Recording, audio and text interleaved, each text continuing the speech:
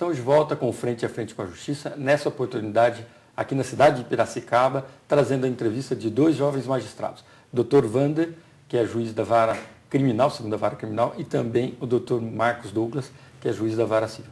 Doutores, no bloco anterior abordávamos a questão. 18 milhões de processos em primeira instância, meio milhão de processos em segunda instância aqui no estado de São Paulo, e parece ser voz corrente que é preciso mais investimento no Poder Judiciário.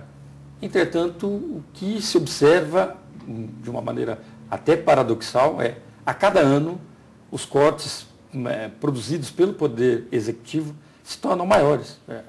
O ano passado, a Lei de Responsabilidade Fiscal permite até 6% do orçamento do Estado que seja destinado ao Judiciário. E apenas 4% efetivamente foram dedicados ao Poder Judiciário. É possível imaginar um judiciário sem uma autonomia financeira plena, como o que ocorre hoje no Estado de São Paulo? Vou começar com o senhor, doutor Douglas. Não, eu não vejo. Eu vejo que a solução, não conheço a situação dos outros estados, mas no nosso estado de São Paulo, a solução é a integralidade das custas pagas pelas partes nos processos serem recolhidas para o caixa do Tribunal de Justiça. Né? Com isso, uma administração moderna e eficaz, com esse dinheiro saindo do orçamento estadual, poder dar a maior estrutura para os juízes e para os desembargadores. Acho que isso é fundamental hoje e espero que a Assembleia, onde já há um projeto nesse sentido, tem uma frente parlamentar que votem o mais rápido possível e que o governador sancione a lei, né? Doutor Wander. A Justiça de São Paulo, ela está agoniada com essa situação.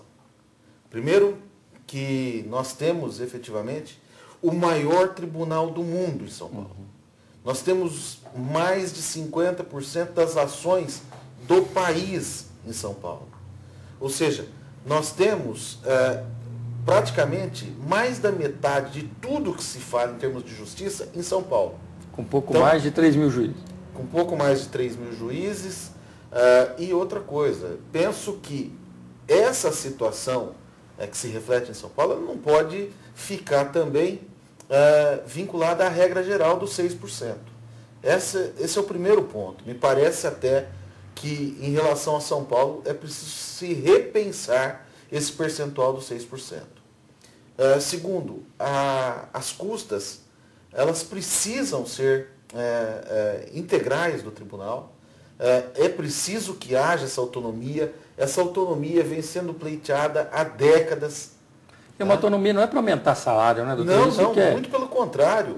É para investimento na própria justiça. E veja bem, não tem sentido que não se repasse as custas para o tribunal. Por quê? Porque elas serão investidas na própria distribuição de justiça. Então, aliás, assegura direito à educação, saúde, quantas liminares não precisam ser dadas por creches, vaga em creche. Causa um pouco de estranheza a gente ter uma refração tão grande em investir em justiça, que, na verdade, é um dos pilares de uma democracia. Né? Não tem sentido, nós não vemos sentido nessa solução. Então, como eu disse, para um tribunal do tamanho do Tribunal de São Paulo, para uma justiça do tamanho da Justiça de São Paulo, que, como eu disse, de juízes abnegados, que tem uma produtividade incrível. Nós já chegamos a fazer uma conta maluca aqui de acreditar que um juiz teria em menos de 1 minuto por ação para apreciar. Né? É claro que isso não se reflete no processo. Né? Por exemplo, a população precisa saber que, às vezes, um único processo demanda dias de estudo. É claro que alguns processos você julga com uma certa rapidez. Né? Você julga com questão de meia hora, 1 hora, você consegue, às vezes, apreciar um processo simples e dar a decisão. Mas há processos que demandam dias de estudo. Veja um júri, por exemplo, nós temos júris aí que demoram dias para serem realizados. Então, tudo isso precisa ser considerado. Né? E com pouco mais... Frisando que sempre tem uma qualidade extremada. O magistrado de São Paulo é um magistrado que produz a melhor jurisprudência, que produz aí, inova, não custa lembrar, concubinato, a União Estável surgiu aqui de São Paulo, de magistrados, antes mesmo da lei, se anteciparam a lei e deram uma interpretação que ao final foi abraçada pelo próprio Constituinte. É impressionante a gente ver o descaso que é tratado a magistratura. Né? Olha, o juiz tem que estar bem preparado. Essa é uma regra. Além de todas essas dificuldades, eu penso que o juiz tem que se preparar, ele tem que ir em busca do mestrado, tem que ir em busca do doutorado, ele tem que se especializar, ele tem que buscar conhecimento para poder dar a decisão adequada aos processos. Isso é imprescindível. Não estou dizendo que o juiz que não faça isso não julgue bem, muito pelo contrário. Mas eu estou dizendo que é imprescindível que o juiz se prepare. Então, além de toda essa gama de processos que demanda estudo, o juiz também tem que se atualizar, tem que ter tempo para ler, é imprescindível que ele faça isso. Né? Então, penso que hoje nós precisamos repensar a justiça em termos de aparelhamento. Volto àquela questão, pessoal e material, é imprescindível. Tá certo. Doutores, eu peço sua licença mais uma vez, nós vamos para um rápido intervalo e já voltamos. Estamos de volta com Frente a Frente com a Justiça, nessa oportunidade trazendo uma entrevista com o Dr. Wander, que é juiz da 2ª Vara Criminal, e também o Dr. Douglas, juiz da 2ª Vara Civil aqui de Piracicaba. Quando a gente fala em Piracicaba, o gigantismo dos números do estado de São Paulo é absurdo. Piracicaba, uma cidade considerada média por estado de São Paulo, tem uma população assemelhada à de uma capital de alguns países e também de alguns estados do Nordeste, 400 mil pessoas. Essa realidade local aqui, o que faz falta efetivamente para distribuir melhor a justiça? Mais funcionários, mais juízes, uma especialização maior, algumas varas especializadas. Qual que é o problema? Queria que o senhor passasse para o nosso telespectador a dificuldade experimentada por um juiz aqui em observar, às vezes, de um prisma diferenciado de uma cúpula de tribunal ou de um governador, de um próprio deputado, passar para esse telespectador a realidade de um juiz que às vezes se vê agoniado com alguns problemas, alguns gargalos.